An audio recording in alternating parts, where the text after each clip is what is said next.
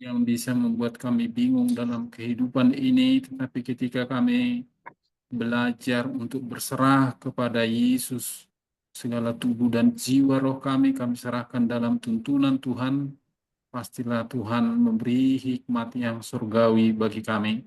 Biarlah Tuhan melalui pembelajaran ini, kami semakin dikuatkan dan diteguhkan oleh kasih Tuhan. Dalam nama Yesus kami berdoa. Amin. Amin. Baik, saudara-saudari, hmm,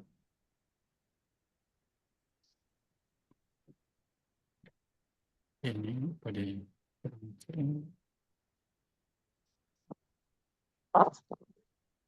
jadi saudara-saudari, kita malam hari ini akan membahas bagaimana yang sudah kita mulai semalam, yaitu bersinar dari kebingungan. Jadi judul ini menggugah kita bagaimana kita menghadapi kebingungan dalam kehidupan ini. Dan kalau dibiarkan bisa menjadi penyakit yang bisa sampai tulang punggung belakang gitu. Jadi bersinar dari kebingungan ini pastinya setiap kita manusia bisa pernah mengalami kebingungan dalam kehidupan ini. Terus seperti yang ditanyakan Ibu Anita semalam, apakah ada hubungan kebingungan itu dengan mendua hati? Nah, itu soal, dan kita jawab semalam itu merupakan sebuah gejala dalam kehidupan ini. Ketika kita mendua hati, itu merupakan sebuah kebingungan begitu. Atau ya bisa juga aturan kita ke kiri, kita pergi ke kanan, aturan ke timur, ke barat begitu. Nah, itu merupakan sebuah kebingungan. Kalau itu terus dalam kehidupan kita, dalam sebuah penelitian, nah itu bisa menjadi sebuah penyakit begitu. Jadi saudara-saudari, kalau kita lihat lewat pembahasan kita pada malam hari ini, bahwasannya bersinar dari kebingungan itu banyak hal yang bisa membuat kita bingung begitu kan. Misalkan saya sebetulnya membagi ini materi malam hari ini untuk juga para pendeta begitu, dan saya membagikan linknya, tapi saya lihat mereka tidak masuk. Saya sebetulnya mau membahas ketika kita bingung membahas sebuah teks dalam konteks kita sekarang ini, rupanya sudah ada link yang apa gitu, memang berbayar di tingkat dunia yang namanya Bible Hub dengan dengan letter Blue Bible begitu. Atau mungkin kita sudah mengenal dua link itu dalam rangka mendalami Alkitab dari segi introduksi, segi eksposisi, dari segi uh, eksegese, hermeneutik gitu dalam apa situasi sekarang ini. Saya pun baru mendapatkan link itu, sehingga sebetulnya saya mau bagikan bagaimana mau menggunakan link itu dengan baik begitu. Lalu yang kedua sebetulnya bagaimana mahasiswa kedokteran dalam menghadapi studi yang sangat rumit, penuh dengan tantangan, biaya yang sangat banyak, tapi juga dituntut harus kerja keras begitu. Dan banyak hal yang bisa menimbulkan kebingungan apabila tidak diatasi, bisa menimbulkan baik penyakit fisik maupun psikis begitu. Pertemuan ini mau mendorong kita bagaimana kita bisa keluar dari segala kebingungan itu. Itu maksudnya di sini bersinar dari kebingungan. Jadi bagusnya sebetulnya ketika kita bingung dan kebingungan itu kita temukan jalan keluar. Jangan berhenti pada jalan buntu begitu. Tapi kita temukan di apanya gitu. Jadi eh, ketika mahasiswa pun bingung, bagus kita rasa itu. Itu apa mendorong mereka supaya mencari dan mencari gitu. Ketika satu jalan tertutup akan mencari jalan-jalan yang lain. Dan apabila sudah ditemukan dalam kebingungan itu jalan itu gitu, wah dia itu akan sesuatu yang akan diingat dalam selama kehidupannya. bersinar dari kebingungan mengacu pada proses menemukan kejelasan atau wawasan atau kebijaksanaan di tengah ketidakpastian dan kekacauan. Ini menunjukkan bahwa bahkan di saat-saat keraguan atau kurangnya pemahaman ada potensi untuk pertumbuhan dan pencerahan begitu. Jadi misalkan Thomas yang ragu-ragu begitu akan Yesus yang bangkit, lalu saat Yesus bertemu dengan Thomas waktu itu begitu, Thomas taruhlah tanganmu, taruhlah juga tanganmu ke dalam lambungku ini, janganlah kamu tidak percaya lagi. Lalu Yesus mengatakan, berbahagialah orang yang percaya walaupun tidak melihat. Jadi dari situ kita mau belajar bahwasanya saat kita ragu, saat kita bingung begitu, dalam kebingungan itu ada satu titik-titik tertentu akan kita temukan kejelasan ataupun pencerahan begitu seperti Thomas. Dan lalu Yesus mengatakan bahwasanya berbahagialah Thomas, berbahagialah orang yang percaya yang walaupun tidak melihat begitu. Dan Thomas setelah ketemu jalan itu dan tidak ragu lagi, dan dia kita kenal bahwasanya dia sampai melakukan penginjilan di India dan sampai mati di situ begitu. Jadi kebingungan itu menghasilkan sebuah pencerahan kepada Thomas pada masa itu begitu. Kebingungan yang merujuk pada keadaan mental yang ditandai oleh ketidakmampuan untuk berpikir dengan jelas atau memahami informasi dapat memiliki dampak signifikan pada kualitas hidup individu begitu. Jadi saat seseorang tidak bisa konsentrasi atau menerima satu informasi itu dengan baik, itu merupakan sebuah kebingungan begitu.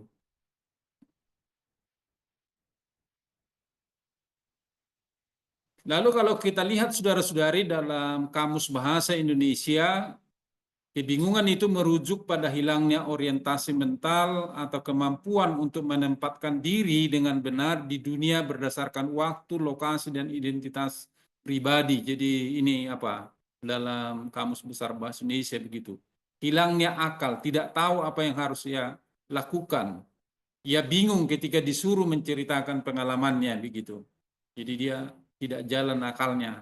Lalu yang kedua, tidak tahu arah, mana barat, mana timur, sebagaimana yang sudah kami sebutkan di awal tadi. Bingung, tak dapat diajar, terdik, tak dapat diikuti. Nah, itu termasuk orang yang kebingungan juga itu begitu. Lalu kebingungan adalah suatu juga berkaitan dengan psikologis. Seseorang merasa tidak pasti, sulit memahami sesuatu begitu, atau kesulitan membuat keputusan karena kurangnya kejelasan informasi yang bertentangan atau kerumitan atas situasi. Jadi itu juga merupakan sesuatu kebingungan, itu bisa berdampak kepada psikologis. Jadi bisa kita lihat ciri-ciri kebingungan itu adalah mengalami ketidakpastian. Jadi orang yang bingung itu adalah orang yang tidak mengalami ketidakpastian begitu. Termasuk juga orang yang tidak yakin akan keselamatannya, itu merupakan kebingungan juga itu begitu. Tidak yakin dengan pilihan, pendapat atau arah yang harus diambil begitu. Kesulitan memahami, bingung mencerna informasi atau situasi yang kompleks begitu. Itu bisa juga bingung gitu. Ragu-ragu, sering mengubah pikiran karena tidak punya keyakinan yang kuat terhadap sesuatu. Tuhannya ragu dia. Betulkah ini begitu? Perasaan kacau, emosi campur aduk, itu adanya cemas, frustrasi, dan atau juga tidak tenang dalam kehidupannya. Penyebab kebingungan itu bisa dari informasi yang bertentangan. Misalnya dapat nasihat berbeda dari banyak orang begitu. Kebingungan dia, yang mana ini mau dipilih begitu. Itu harus dipilih dari banyak informasi itu. Kelebihan pilihan, terlalu banyak opsi justru mempersulit keputusan begitu. Jadi banyak pilihan, mana nih ini gitu. Ketidakjelasan tujuan, tidak tahu apa yang benar-benar diinginkan, itu kan. Makanya Kingdom Indonesia terus langsung membuat visinya dan misinya begitu menjadi suatu tujuan yang jelas sehingga tidak kebingungan gitu. Tekanan emosional bisa stres atau konflik batin yang memperburuk kebingungan itu. Itu penyebab-penyebab daripada kebingungan, bisa karena tekanan emosional atau sesuatu yang terjadi di dalam keluarga, dalam lingkungan, dalam dunia kampus ataupun sekolah begitu. Dampaknya bisa stres ataupun terjadi konflik batin dan akhirnya dia bisa mengalami kebingungan. Bingung memilih jurusan kuliah gitu kan. Jadi ya itu termasuk gejala apa itu gitu. Maksudnya penyebab kebingungan dia. Jadi dalam zaman sekarang ini saya kira tidak susah lagi kalau anak-anak kita sulit untuk memilih jurusan kuliah, ya bisa dibuat apa psikotes begitu, melihat di mana yang cocok bagi dia begitu. Dan juga ada juga psikotes secara online dan ada juga yang gratis, ada yang berbayar untuk bisa. Jangan bingung dalam memilih jurusan kuliah dalam konteks kita saat ini. Bingung memahami penjelasan yang rumit dalam pelajaran ataupun pekerjaan begitu. Dia bingung dia. Mana ini yang mau dikerjakan? Sangat rumit dia rasa begitu. Bingung menghadapi situasi baru seperti pindah kota atau memulai hubungan asmara begitu. Jadi situasi baru itu dia bisa membingungkan itu kepada dia begitu. Perbedaannya kebingungan dengan mendua hati adalah ambivalensi begitu. Kebingungan lebih umum, bisa terjadi dalam hal logika atau informasi atau keputusan, sedangkan mendua hati khusus merujuk pada konflik emosional, misalnya antara mencintai dan takut kepada komitmen begitu. Jadi kebingungan adalah hal wajar, tetapi jika berlarut-larut bisa menghambat tindakan. Solusinya bisa dengan mencari informasi lebih jelas, menulis pro kontra atau meminta saran orang yang percaya. Jadi saat berlarut-larut gitu, dalam kebingungan itu perlu mencari informasi yang lebih jelas begitu. Apa yang menyebabkan dia dalam kebingungan itu gitu. Jadi perlu dikenalin penyebab kebingungan itu dan ciri-ciri kebingungan itu begitu. Kalau kita mengalami ketidakpastian, kesulitan memahami, ragu-ragu, perasaan kacau, nah itu. Penyebab kebingungan itu bisa karena ada penyimpangan, oleh karena pilihan, oleh karena tujuan yang belum jelas tadi, oleh karena emosional, oleh karena pilihan dalam jurusan begitu, atau menghadapi situasi baru gitu. Jadi banyak faktor yang menjadi penyebab kebingungan itu. Menghadapi kebingungan dengan iman. Jadi kalau kita lihat berdasarkan Alkitab, ketika kita lakukan pembahasan lebih dalam dari Alkitab, bagaimana kita menghadapi kebingungan dari Alkitab itu dikatakan misalnya dalam Yakobus 1 ayat 5, jika ada di antara kamu kekurangan hikmat, biarlah dia meminta kepada Allah yang memberi kepada semua orang dengan murah hati dan tanpa celaan, dan itu akan diberikan kepadanya. Jadi ayat ini mendorong kita ketika kita kekurangan hikmat atau saat kita menghadapi sebuah kebingungan, mintalah kepada Allah. Ayat ini mendorong mencari hikmat Tuhan di saat-saat kita kebingungan begitu. Juga tadi semalam juga kita bahas bahwasanya Amsal 3 ayat 5 dan 6 itu, percayalah kepada Tuhan dengan segenap hatimu, jangan bersandar kepada pengertianmu sendiri, dengan segala jalanmu percayalah kepadanya, maka ia akan meluruskan jalanmu. Jadi pengingat untuk kita bisa terus mempercayai Tuhan daripada hanya mengandalkan pemahaman kita sendiri begitu. Jadi hati kita menjadi hati yang melekat kepada Tuhan begitu. Lalu Filipi 4 ayat 6 sampai 7 yang juga menjadi dasar daripada pertemuan kita ini dari awal, yaitu dampak daripada pikiran gitu. Janganlah cemas tentang apapun, tetapi dalam Tetapi dalam setiap situasi dengan doa dan permohonan, dengan ucapan syukur, sampaikan permintaanmu kepada Tuhan. Dan damai sejahtera Allah yang melampaui segala pengertian akan menjaga hati dan pikiran Anda di dalam Kristus Yesus. Jadi sangat penting itu berdoa dan menyerahkan segala kecemasan kita, ketakutan kita ataupun kebimbangan kita ke dalam Tuhan begitu.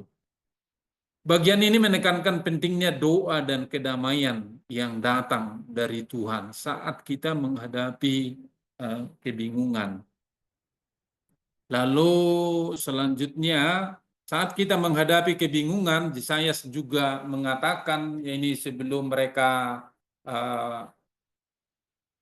masuk ke dalam pembuangan gitu, di saya juga mengingatkan kamu menjaga dia dalam ketenangan yang sempurna yang pikirannya terpaku kepadamu karena dia percaya kepadamu. Jadi pengingat bahwasannya berfokus pada Tuhan dapat membawa kedamaian di tengah-tengah kebingungan kita begitu. Jadi saat kita bingung, saudara-saudari, kita berfokus kepada Tuhan dan kita bisa menikmati kedamaian di tengah-tengah kebingungan itu. Firman-Mu pelita bagi kakiku dan terang bagi jalanku. Ini kan adalah lampu gitu kan. Jadi penerang gitu dalam jalan kehidupan kita. Saat kita menghadapi sebuah kebingungan dalam kehidupan ini. Dan juga ayat ini menggambarkan petunjuk yang dapat diberikan Alkitab pada masa-masa yang tidak bisa diatasi begitu. Bahwasanya kita kembali kepada firman Tuhan. Apa kata firman Tuhan begitu. Jadi sangat penting saudara-saudari merenungkan firman Tuhan itu.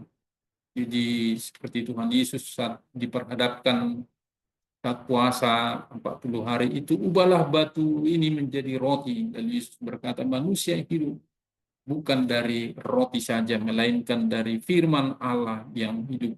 Jadi firman Allah itu bisa menguatkan, menyejukkan kita dari segala kebingungan-kebingungan kita. Roma 8 ayat 28.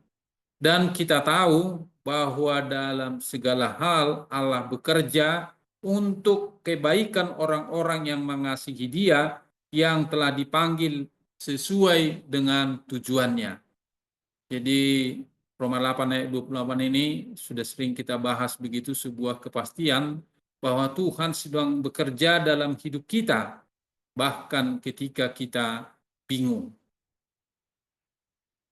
Yohanes 14 ayat 27 ini saat Tuhan Yesus mau berpisah dengan murid-muridnya begitu, mau menuju salib. Damai sejahtera aku tinggalkan bagimu, damai sejahtera aku berikan kepadamu, bukan seperti yang diberikan dunia kepadamu.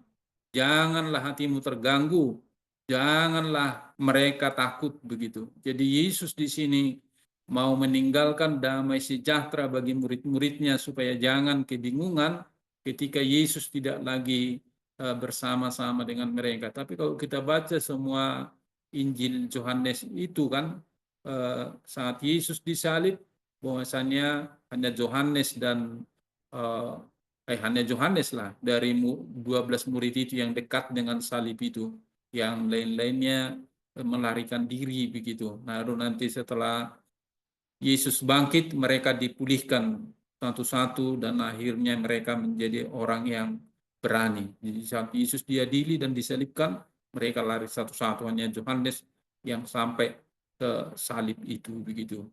Jadi Yesus menawarkan kedamaiannya yang dapat membantu meringankan perasaan bingung dan takut kita.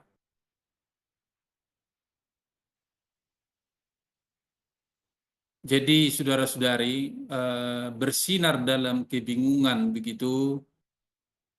Jadi bagaimana kita bisa melihat Allah hadir di tengah-tengah kebingungan itu. Jadi itu dengan istilah teodise.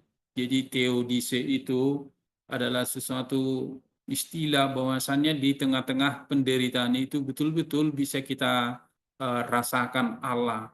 hadir begitu, tidak jauh dari kita, tapi bersama-sama dengan kita menghadapi penderitaan itu sehingga kita tidak bingung saat kita menghadapi penderitaan itu, tapi kita betul-betul Tuhan bersama-sama dengan kita, Tuhan menyertai kita saat kita menghadapi penderitaan apapun begitu, sama seperti yang kami alami 28 November yang lewat tahun 2024 begitu Ibu pergi di tengah-tengah kepergiannya itu duka yang amat dalam bagi kami, tetapi di dalam duka yang amat dalam itu ya sempat juga memang apa gitu mengalami kebingungan, anak kami juga kebingungan begitu, tapi kami terus yakin di tengah-tengah penderitaan itu, atau dengan istilah teodise tadi, Allah hadir di tengah-tengah penderitaan itu begitu.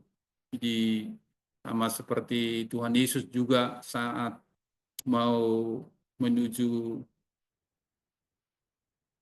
Golgota, memikul salib itu, ada banyak perempuan juga menangisinya kalau kita baca dalam Lukas 23 gitu. Lalu Yesus mengatakan, jangan lagi tangisi aku, tapi tangisilah dirimu, untuk menunjukkan bahwasannya Allah sangat hadir di tengah-tengah kebingungan manusia itu. Allah sangat hadir di tengah-tengah penderitaan manusia itu. Allah tidak membiarkan manusia itu menghadapi kebingungan. Nah, itu yang sangat menarik, saudara-saudari, untuk bisa kita lihat dengan istilah teodise begitu. Allah hadir di tengah-tengah penderitaan. Allah hadir di tengah-tengah kebingungan manusia itu. Yang penting sama seperti ayat-ayat firman Tuhan tadi, bahwasanya manusia itu menyerahkan dirinya betul-betul kepada Tuhan di tengah-tengah kebingungan itu begitu. Jadi saat kita bingung, jangan teruskan kebingungan itu. Ada saatnya kita bisa berlutut begitu. Ada saatnya kita juga sampai kita berpuasa begitu. Jadi saya saat ini memberi kesaksian gitu kan, hari Selasa atau Rabu yang lewat begitu. Saya sangat berbeda dengan promotor saya. Saya sebetulnya mengundang promotor saya itu untuk hadir pada malam hari ini, bersinar dari kebingungan ini begitu kan. Tapi saya lihat tidak masuk proposal saya itu. Saya sampaikan juga link ini. Nama profesor saya itu Profesor Martin Pali. Jadi sudah kurang lebih dalam 2 tahun proposal itu, tapi begitu-begitu saja begitu apanya. Enggak, karena dia sebetulnya bidang setelah apa gitu bidang psikologi murni. Lalu saya sebetulnya berulang kali sudah saya sampaikan saya mau dari Biblika begitu. Lalu dia berulang kali menyampaikan begitu, bahkan dalam grup, wah ini nggak layak sedalam apa sebuah proposal disertasi gitu. Dampak daripada chatnya itu, saya sampai nggak bisa bingung apa, nggak bisa tidur suatu malaman gitu, mengalami kebingungan dengan padahal satu katanya itu gitu. Ini proposal ini tidak layak untuk dimajukan. Wih, ini ngeri, ngeri sekali nih gitu. Tapi di tengah-tengah kebingungan itu ya kita terus berserah kepada Tuhan dan terus kita jelaskan begitu. Memang saat kebingungan itu kita sangat dekat dan bahkan bisa kita terjatuh ke dalam dosa ataupun cepat-cepat menghakimi begitu. Jadi sangat menarik dengan istilah Ibu Tina Manurung, saat kamu mau marah, gigitlah di lidahmu atau bibirmu. Aku sangat teringat dengan pesan-pesan itu ketika kita dalam effective communication begitu. Dan saya bisa walaupun tidak tidur satu malaman ketika informasi itu sampai kepada saya, tapi saya belajar terus kepada Tuhan begitu dalam minggu ini.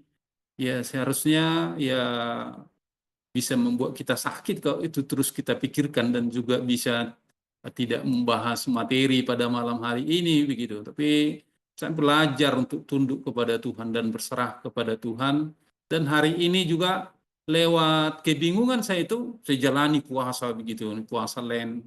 mulai semalam gitu. Saya berdoa terus, saya doakan promotor saya itu. Jadi di tengah-tengah kebingungan itu saya terus berserah kepada Tuhan. Jadi karena saya sebetulnya saat ibu bersama dulu kami berjanji saya pasti menyelesaikan ini gitu. Dan saat-saat terakhir pun dia dorong saya harus menyelesaikan ini, tapi masih buntu begitu. Pembimbing 2 dan 3 tidak ada komen begitu. Pembimbing satunya. Padahal pembimbing 2, 3 adalah teologi, pembimbing satu promotor itu harus profesor begitu. Disitulah ya kita ajak juga begitu gimana supaya bisa diskusi melalui Zoom, tidak mau melalui telepon, tidak mau melalui uh, email juga tidak mau begitu. Lalu semua harus apa gitu. Kita kirim dulu ke I3 Malang, di print out di sana, dikirim lagi ke Kota Malang karena I3 kan berada di Batu begitu. Ibu Bapak sekalian, itulah kebingungan yang saya hadapi dalam beberapa hari ini. Tapi di tengah-tengah kebingungan itu, ataupun di tengah-tengah keresahan itu, hati yang gundah gulana itu, kita harus belajar terus berserah kepada Tuhan. Jangan pernah menyerah, Tuhan menyertai. Jangan pernah menyerah, Tuhan memberi kekuatan. Itu yang penting kita bisa belajar untuk berserah begitu. Jadi itu dulu pembuka karena saya lihat di sini tidak ada mahasiswa kami. Kalau ada seperti biasa kita suruh ditambahkan FK ini kan. Ini yang enggak ada. Sampai di situ dulu mengawali. Kalau apa nanti saya sambung lagi materinya. Kalau ada kawan-kawan yang bisa memberi kesaksian bagaimana dia bersinar dari kebingungan dalam kehidupan ini, kami persilahkan.